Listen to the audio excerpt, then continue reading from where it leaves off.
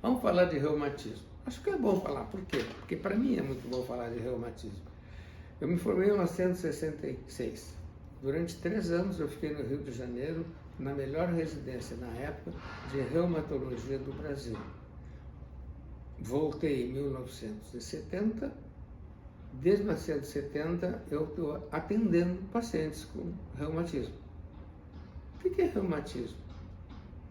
Não sabes, eu sei. Será que eu sei?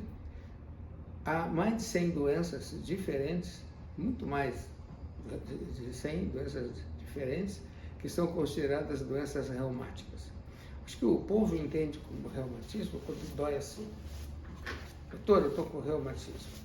Uma senhora uma vez me perguntou, doutor, afinal eu tenho gota ou reumatismo?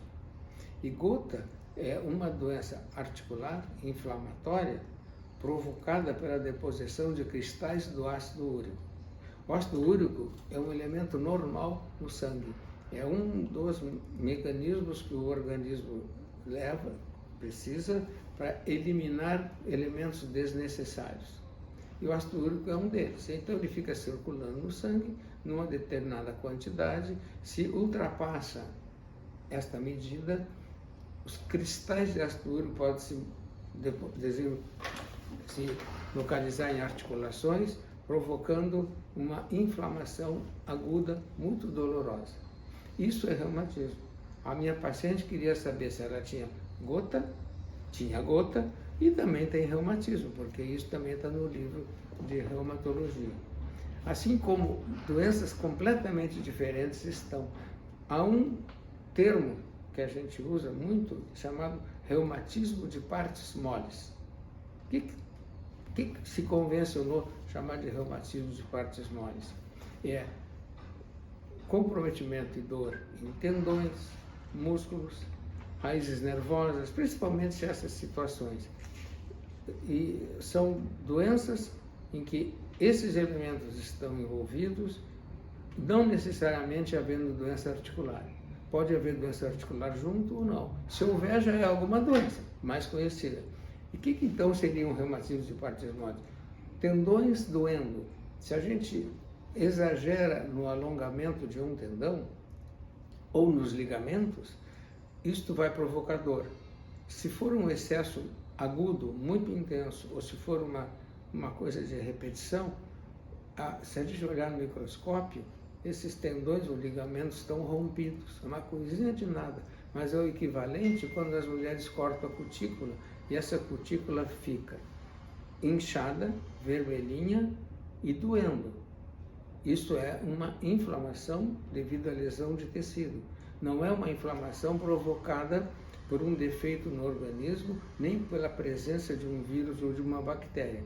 Também é inflamação, só a lesão de partes moles, que é muito frequente, com certeza muito mais frequente do que uma infecção dentro de uma articulação ou de uma crise de gota.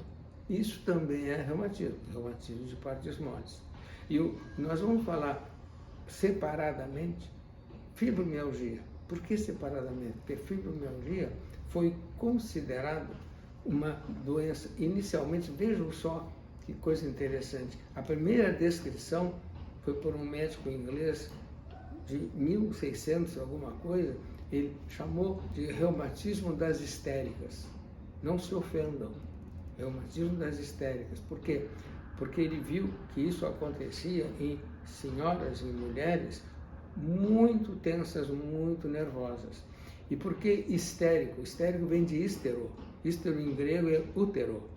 Então, histeria seria doença de mulheres. Provavelmente, na época, se pensava isso, provocada por alguma coisa que havia no útero. Então, daí a histeria. E o reumatismo das histéricas, depois, passou a ser chamado de reumatismo psicogênico. Quiseram, talvez, assim, entender melhor, né? Gerado por alguma coisa psiquiátrica. Aí estudaram mais. Acharam que havia, pelo microscópio eletrônico, lesão de músculos, de fibras musculares e de fibras dos músculos dos tendões. Aí, nos livros apareceu a expressão fibrosite.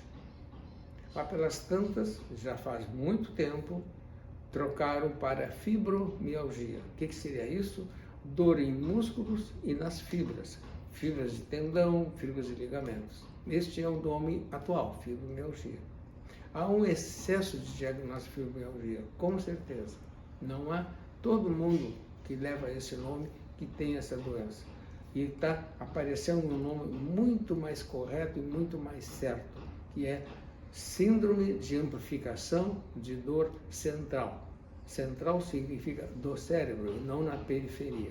Então, síndrome, que é uma combinação de sintomas e sinais, de amplificação, exagero de dor central. Este é um nome melhor, e nessa síndrome de dor de amplificação central vão surgir doenças diferentes, e não a fibromialgia como uma doença só.